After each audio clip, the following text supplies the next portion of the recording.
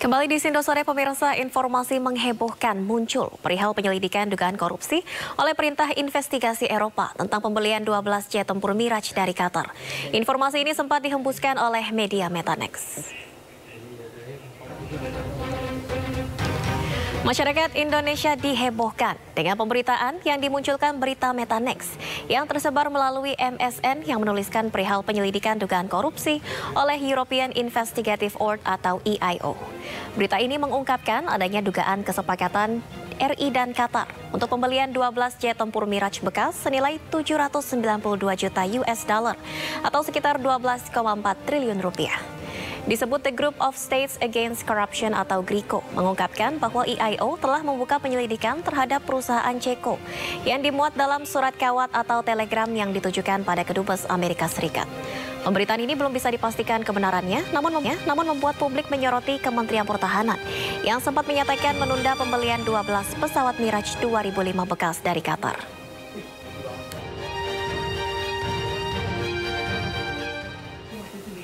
Sementara itu, juru bicara Menteri Pertahanan Dhanil Anzar Simanjuntak membantah kabar dugaan pesawat jet tempur Mirage 2005 bekas Qatar yang menyeret nama Prabowo Subianto. Menurutnya, pemberitaan ini sengaja dimunculkan untuk memberi dampak negatif kepada pasangan Prabowo Gibran. Konten semua yang disampaikan di berita hoax tersebut itu jelas adalah fitnah. Kemudian yang kedua, secara teknis tim kami berusaha menelusuri karakteristik hoax yang dilakukan. Jadi sumber dari berita ini kan muncul dari salah satu, kami menyebutnya situs MSN. Konten MSN ini kontennya agregator Microsoft dan dia mengambil dari Metanex. Sedangkan kalau kemudian dicek ke Metanex, berita itu tidak ada sama sekali. Jadi dari sisi teknis itu saja, tadi sisi konten tadi saya sebutkan ini jelas fitnah, tidak ada pembelian pesawat dan sebagainya. Dari sisi teknis jelas ini juga sengaja diciptakan oleh orang-orang tertentu untuk menebar fitnah bagi Pak Prabowo dan Mas Gibran terkait dengan pemilihan yang akan dilakukan beberapa hari ke depan. Jadi dari dua hal itu kami sayangkan. Kemudian hal yang ketiga adalah kemudian ini dikunyah sayangnya oleh netizen di satu sisi, di sisi lain beberapa media juga kemudian mengangkat isu ini, digoreng dan sebagainya tanpa ada upaya untuk menyampaikan bahwasannya ini hoak dan fitnah. Jadi dari tiga sisi itu saja kami ingin sampaikan ini adalah upaya yang busuk sekali, jahat sekali untuk memfitnah Pak Prabowo. Karena tadi saya sebutkan secara konten tidak ada pembelian, artinya tidak mungkin yang disebutkan di dalam berita itu benar. Ya, pemirsa, untuk membahas lebih dalam terkait dugaan korupsi pengadaan jet tempur oleh Kementerian Pertahanan, kita sudah tergabung bersama pengamat militer Hairul Fahmi, dan sebelumnya kami sudah berupaya menghubungi pihak Menhan, namun hingga kini belum ada respon. Selamat sore, Mas Fahmi. Selamat sore. Ya, Mas Fahmi, bagaimana tanggapan Anda terkait penyelidikan dugaan korupsi oleh European Investigative Order ini terhadap Menhan? Iya, kalau menurut saya ini kan sebenarnya masih sangat sumir ya, kalau nggak bisa dibilang hoax ya, karena saya juga mencoba mengakses pemberitaan awal yang banyak dikutip oleh media, termasuk beberapa narasumber mengutip itu, gitu ya. Ternyata kan sudah nggak bisa dibuka. Jadi saya ingin melihat pemberitaan utuhnya seperti apa juga sulitan. Makanya saya bilang ini sumir kalau nggak bisa dibilang hoax, karena kalau ini berita benar, kenapa harus hilang ininya ya, bahan pemberitaannya gitu. Baik, bahan pemberitaannya hilang, artinya Anda melihat ada yang janggal dari kasus ini yang tiba-tiba mencuat atau seperti apa, Mas Fahmi? Yang pertama, ya jelas ini kalau dari sisi isunya sendiri ya, isu ini kan sudah beberapa waktu memang menjadi perbincangan ya, dan kemudian makin hangat ketika itu menjadi salah satu topik yang diangkat dalam debat capres ketiga kemarin yang terkait isu pertahanan kan. Memang kasus pesawat bekas ini, pembelian pesawat bekas ini kemudian jadi perbincangan yang menarik setelah itu, dan agak heran juga ya ketika kemudian di ujung masa kampanye ini ada yang mencuat lagi ya. Tapi kalau saya sendiri sih karena saya bukan pengamat politik, saya pengamat pertahanan ya, dalam konteks ini yang saya bisa sampaikan adalah keheranan saya mengapa ini menjadi mengarah pada isu korupsi, padahal pembeliannya saja ini kan sebenarnya belum ada ya, transaksinya belum ada, pembeliannya belum ada, bahkan pembicaraan terkait rencana pembelian itu sendiri sudah dinyatakan kalau nggak salah oleh Kementerian Pertahanan, disebutkan sebagai tidak dilanjutkan atau ditunda atau kemudian dibatalkan gitu. Sehingga kalau kemudian ada tudingan-tudingan semacam itu ya, saya kira ya tentu yang menuding harus membuka data bagaimana argumennya seperti apa, dan Kementerian Pertahanan saya kira juga tentu perlu mengklarifikasi gitu ya. Tapi saya kira karena ini mendekati katakanlah puncak dari tahapan pemilu, yaitu pemungutan suara ya mungkin kita juga harus berhati-hati mencermati masalah ini, karena ini belum tentu sesuatu yang terjadi sesungguhnya gitu. Baik ya, pesawat bekas ini kan memang jadi isu yang berkepanjangan sejak debat Capres ketiga kemarin. Namun Mas Fahmi sendiri apakah pernah mendengar terkait pembelian 12 pesawat Mirage ini dari Qatar?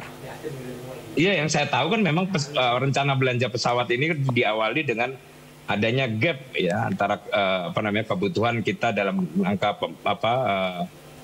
pembangunan postur pertahanan ya, karena memang ada kesenjangan antara kekuatan yang kita miliki yang existing saat ini dengan kebutuhan untuk menjaga menegakkan kedaulatan dan menjaga keutuhan wilayah gitu ya.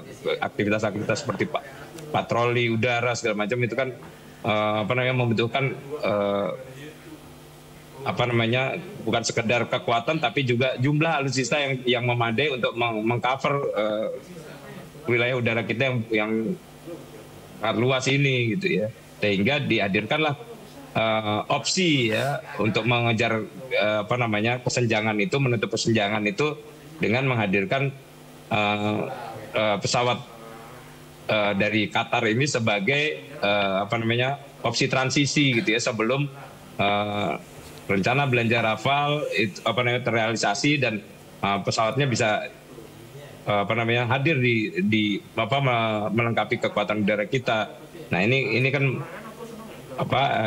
Mirage ini digunakan untuk sebagai kekuatan transisi begitu. Nah ini yang kemudian ternyata itu pun juga tidak bisa direalisasikan karena problem fiskal, dan kemudian kita kembali ke kebijakan sebelumnya, kita fokus pada belanja pesawat pesawat baru Rafale ini, kemudian untuk mengatasi kesenjangan digunakan opsi retrofit atau refurbishment gitu. Baik, Mas Fahmi, untuk sistem pembelian jet tempur sendiri ke negara lain ini biasanya bagaimana sampai bisa ada celah untuk korupsi? Karena kan kalau dari berita yang beredar ini nilainya juga cukup fantastis, 12,4 triliun rupiah. Iya, saya nggak tahu ya kalau soal celahnya ya, karena pembelian itu sendiri belum terjadi ya, pembelian itu sendiri belum terjadi. Kemudian saya juga tidak melihat adanya dokumen-dokumen yang bisa menunjukkan bahwa celah itu ada gitu ya, yang karena saya juga ketika ingin mengakses pemberitaan itu juga sudah nggak bisa saya akses gitu kan. Jadi sejauh ini ya menurut saya pembelian belum terjadi, ya, sehingga ya celahnya tentu belum ada gitu loh. Baik, ini kan juga berita yang dikeluarkan oleh salah satu lembaga investigasi dari Uni Eropa. Kenapa ini bisa dikeluarkan oleh Uni Eropa mungkin? Mas Fahmi melihatnya bagaimana? Kalau saya melihat, ya ini kan sama kaitannya. Apakah ini benar ya sudah dikeluarkan oleh lembaga investigasi Uni Eropa ini atau belum? Kita kan nggak tahu ya, karena dokumennya sendiri validitasnya masih belum jelas gitu. Dokumen yang mengklaim bahwa ini ada investigasi dari lembaga Uni Eropa ini itu kan belum jelas. Dan setahu saya lembaga investigasi ini kan bekerjanya atas perintah pengadilan ya, sehingga tentu sudah harus ada fakta kasusnya dulu. Nah sementara ini kan belum ada. Baik, Mas Fahmi menilai apa langkah yang harus dilakukan pemerintah untuk bisa mengecek kredibilitas dari data ini? Ya saya kira kalau kredibilitasnya mudah ya dilihat ya tentu diklarifikasi langsung sebagai pemerintah, tentu mungkin saja untuk memastikan ini dengan menghubungi lembaga investigasi tersebut dan pihak-pihak yang disebutkan dalam dokumen itu apakah dokumen-dokumen tersebut memang benar dan valid gitu ya. Itu kan sudah pemerintah saya kira punya kemampuan untuk melakukan komunikasi untuk memastikan hal itu memang ada atau tidak gitu ya. Baik, jadi seharusnya mungkin pemerintah juga akan langsung menanyakan ini kepada pihak-pihak terkait yang disebutkan, salah satunya Prabowo Subianto, Menteri Pertahanan. Oh iya, tapi kan yang paling penting adalah memastikan dokumen yang mungkin katakanlah anggap aja beredar ini itu valid dulu ya.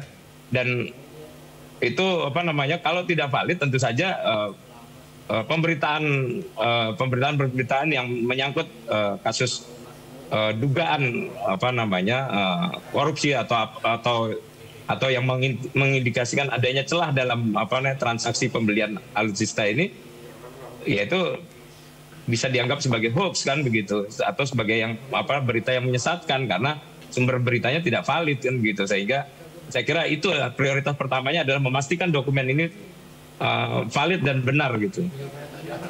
Baik, tentunya kita sama-sama menanti langkah dari pemerintah untuk mengusut validitas dari dokumen ini, apakah bisa dibuktikan kebenarannya atau ini merupakan hoax semata. Terima kasih Mas Hairul Fahmi, pengamat militer telah bergabung dalam dialog di Sindo Sore. Selamat beraktivitas kembali, selamat sore Mas Fahmi.